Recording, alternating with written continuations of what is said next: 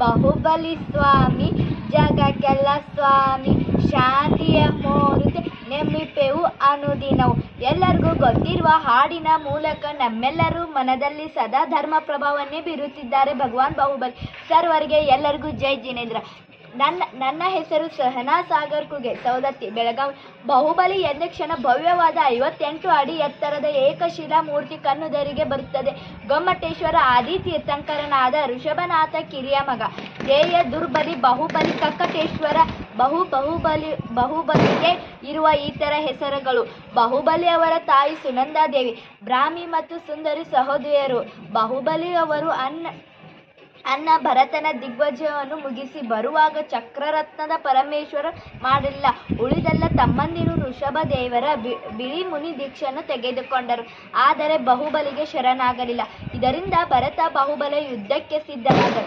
ಮಂತ್ರಿಗಳ ನಿರ್ದೇಶನಂತೆ ಉಳಿದ ಸೈನಿಕರು ಪ್ರಾಣಿಗಳಿಗೆ ಹಾನಿ ಆಗಬಾರದೆಂದು ಅಣ್ಣ ತಮ್ಮಂದಿರಿನ ಮಧ್ಯ ಮಾತ್ರ ಯುದ್ಧ ನಡೀಲಿಲ್ಲ.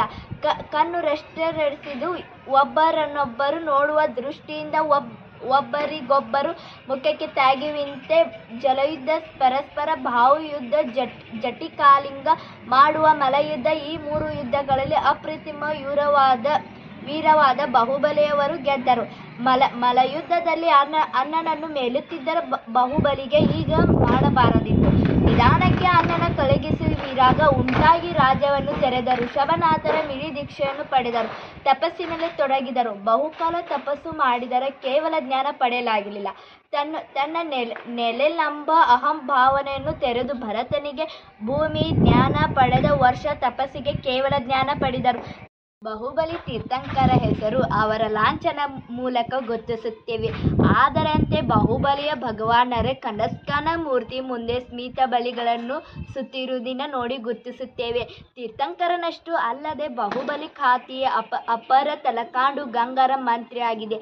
ಚಾಮುಂಡಿರಾಯ ತನ್ನ ತಾಯಿ ಕಾಲಕ ದೇವಿಯ ಆಸೆಯಂತೂ ಕ್ರಿಸ್ತ ಶಕ 981ರಲ್ಲಿ ಶ್ರವಣಬೆಳಗೊಳ ವಿದ್ಯಗಿರಿ ಬೆಟ್ಟದ ಮೇಲೆ ಅನಿಷ್ಟಮೇನೆ ಎಂಬ ಶಿಲ್ಪೆಯಿಂದ 58 ಅಡಿ ಎತ್ತರದ ಗ್ರಾನೈಟ್ ಏಕಶಿಲಾ ಮೂರ್ತಿಯನ್ನು ನಿರ್ಮಿಸಿದನು.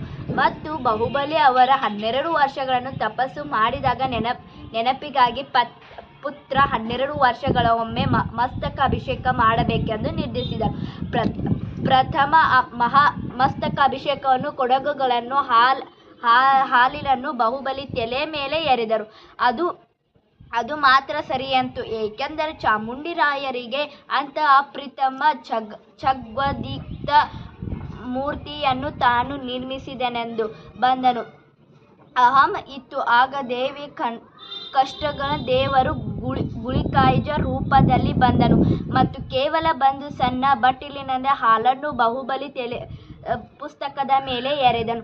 ಅಂದು ಕ್ಷೀರಧಾಗೆಯನ್ನು ಎರೆದರು. ವಿದ್ಯಗಿರಿ ಬೆಟ್ಟದ ಮೇಲೆ ಹರಿದ ಕೆಳಗಿರುವ ಕಲ್ಯಾಣವನ್ನು ಬೆಳಗುಳಾಯಿತು. ಚಾಮುಂಡಿರಾಯಿ ಗರ್ವವನ್ನು ಕರಗಿತು.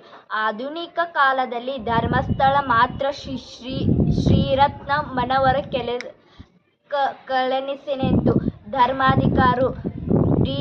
ವೀರೇಂದ್ರ ಹೆಗ್ಡೆಯವರು ಬೆಟ್ಟದ ಮೇಲೆ ಕಾರ್ಕಳದ ರಂಜನ ಗೋಪಾಲ್ ಕೃಷ್ಣ ಇವರಿಂದ 1982ರಲ್ಲಿ 39 ಎತ್ತರದ ಮೂರ್ತಿಯನ್ನು ನಿರ್ಮಿಸಿದನು. ಇದರಂತೆ ಕಾರ್ಕಳದ ಕನಕಗಿರಿ ಆರತಿಪುರಗಳಲ್ಲಿ ಬಾಹುಬಲಿಯನ್ನು ಮೂರ್ತಿಗಳನ್ನು ನಿರ್ಮಿಸಿ ಅವರ ಸಂದೇಶ ಗುಣಗಳನ್ನು ಸಾರುತ್ತಿದ್ದರು.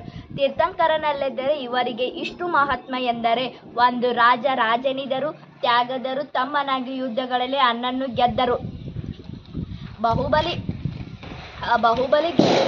ಸರ್ವನು ಅಣ್ಣನಿಗೆ ನೀಡಿಗೆ ತಪಸ್ಸು ನಿಂತರು.